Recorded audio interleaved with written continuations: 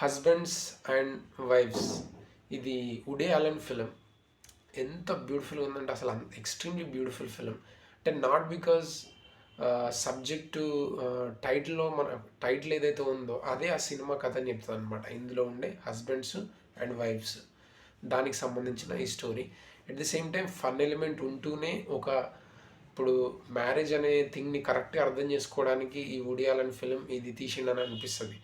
So ఈ cinema main concept ఏంటిదంటే hero heroine hero wife, so వీళ్ళిద్దరూ పెళ్ళి చేసుకొని ఏదో హ్యాపీ లైఫ్ గడుపుతున్నామని అనే అపోహలో వీళ్ళు బతుకుతూ ఉంటారు అనమాట.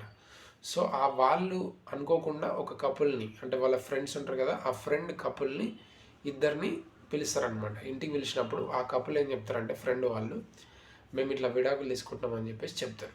సో వీళ్ళు దానికి చాలా అప్సెట్ అవుతారు. వీళ్ళు విడిపోవద్దు అన్న ఇంటెన్షన్ వీళ్ళకు హీరోకు అండ్ హీరోయిన్కి ఉంటుంది. బట్ అవతల వాళ్ళు హ్యాపీగా విడిపోతున్నామని చెప్పేసి చెప్తారు. సో దాని తర్వాత ఈ ఈ హీరో హీరోయిన్ ఎవరైతే ఉన్నారో వాళ్ళు వాళ్ళకి కలపడానికి అండ్ వాళ్ళ లైఫ్ని బెటర్ చేయడానికి ట్రై చేస్తూ ఉంటారు.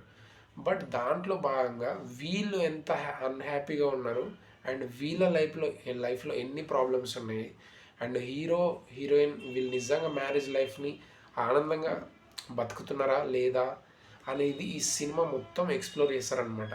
చాలా సిచ్యువేషన్స్ తీసుకొస్తాడు ఈ సినిమాలోకి. అంటే అది హాలీవుడ్ సినిమా అయినప్పటికీ కూడా మనకు రెజొనేట్ అవుతాయి. ఎందుకంటే ఆ సిచ్యువేషన్స్ డిఫరెంట్గా ఉంటుండొచ్చు, కానీ ఆ మనుషుల ప్రవర్తన కావచ్చు, ఈ భావాలు కావచ్చు అండ్ థింగ్స్ ఏవైతే ఉన్నాయో అవన్నీ కూడా సేమ్గా ఉంటాయి. దానివల్ల మనం చూసినప్పుడు ఏ కాంటెక్స్లో ఎక్కువ ప్రాబ్లమ్స్ వస్తాయి వైఫ్ అండ్ హస్బెండ్స్కి అనే కాంటెక్స్ని ఈ సినిమాలో కరెక్ట్గా ఎక్స్ప్లోర్ చేయడం జరుగుతుంది.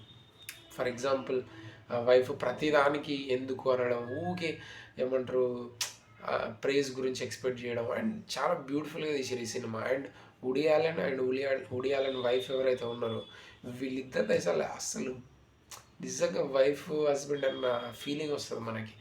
చూసినప్పుడు అయితే నాకైతే అసలు ఎక్స్ట్రీమ్లీ బర్స్ట్ అవుట్ లాఫింగ్ అనమాట. వుడీ అలెన్ ఏ సినిమా అయినా కూడా ఒక కామెడీ ఆస్పెక్ట్ అయితే డెఫినెట్గా మిస్ అవ్వదు. అది మిస్ చేసే అవకాశం లేదు. ఎందుకంటే అతని మెయిన్ ఫన్ ఎలిమెంట్ ఏదైతే ఉందో దాన్ని అస్సలు మిస్ కొట్టడు అండ్ చాలా బ్యూటిఫుల్గా అనిపిస్తుంది అండ్ ఎక్స్ట్రీమ్లీ బ్యూటిఫుల్ అనమాట. ఎందుకంటే ఎవరన్నా నా సజెషన్ ఏంటంటే ఎవరన్నా పెళ్ళి చేసుకుందామని అనుకుంటున్నారో లేదంటే పెళ్ళైన తర్వాత ఎవరైతే ఉన్నారో వాళ్ళకి ఈ సినిమా చూపిస్తే బెటర్ అనేది నా ఫీలింగ్.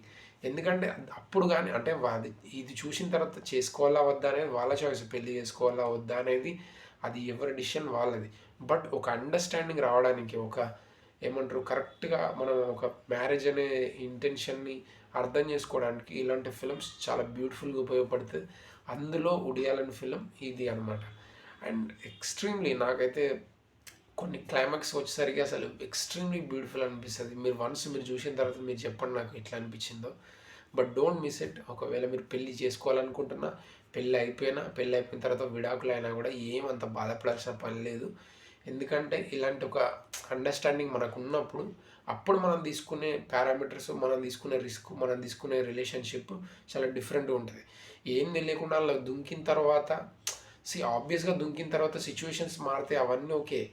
బట్ దానికి సంబంధించిన విషయం మనం ఫస్ట్ కొంచెం తెలుసుకొని అప్పుడు దాంట్లోకి అడుగు పెడితే బెటర్ అనేది నా ఫీలింగ్. సో వన్స్ మీరు చూసిన తర్వాత మీరు డెఫినెట్గా కామెంట్ చేయండి మీకు నచ్చిందా లేదా అనేది. సో దట్స్ ఇట్ అండి, ఇంతవరకు అయితే అది. So that's it, thank you.